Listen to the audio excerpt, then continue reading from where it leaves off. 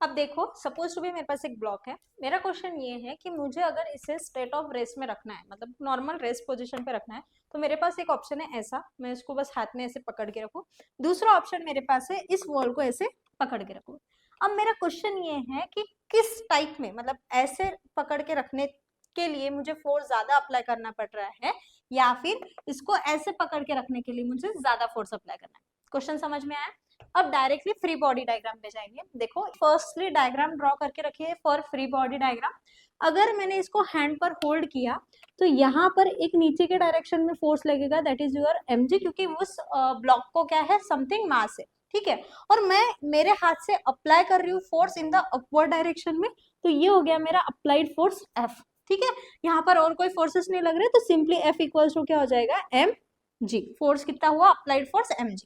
अब यहाँ पर इस केस में अगर मैंने किसी वॉल को ऐसे लगाया है तो मैं फोर्स अप्लाई कर रही हूँ इस डायरेक्शन में, सो ये हो गया मेरा अप्लाइड फोर्स। अब सरफेस से परपेंडिकुलर होता है हमेशा नॉर्मल फोर्स, तो नॉर्मल फोर्स हो गया मेरा इस डायरेक्शन में। लेकिन यहाँ पर एक नीचे के डायरेक्शन में फोर्स लग रहा है जो कि होगा आपका mg, और सरफेस से पैरेलल डायरेक्शन में होता है फ्रिक्शनल फोर्स, क्योंकि ये वॉल है, यहाँ पर समथिंग फ्रिक्शन आएगा तो फ्रिक्शनल फोर्स ऊपर के डायरेक्शन में। सो इस FBD से ये क्या हो गया, F इक्वल्स टू N हो गया, और यहाँ पर F इक्वल्स टू mg हो गया, ठीक है। यहाँ पर ये F क्या है, अप्लाइड फोर्स, और ये F क्या है आपका, फ्रिक्शनल फोर्स। अब फ्रिक्शनल फोर्स जो होता है वो होता है mu into n, where mu is the coefficient of friction, okay. So ये वैल्यू अगर मैंने इसमें डाली तो ये हो जाएगा mu n equals to mg। लेकिन इसको अगर मैंने इक्वेशन नंबर 1 दिया तो बाय इक्वेशन नंबर 1 आपका जो f है वो क्या है, n, तो मैं यहाँ पर सिंपली f डाल सकती हूँ, तो म्यू f इक्वल्स टू हो जाएगा mg। सो सिंपली यहाँ पर मैं क्या बोल सकती हूँ कि f इक्वल्स टू क्या है, mg बाय म्यू। अब कोएफिशिएंट ऑफ फ्रिक्शन की वैल्यू जो होती है वो लेस देन 1 होती है। कितनी होती है, लेस देन 1।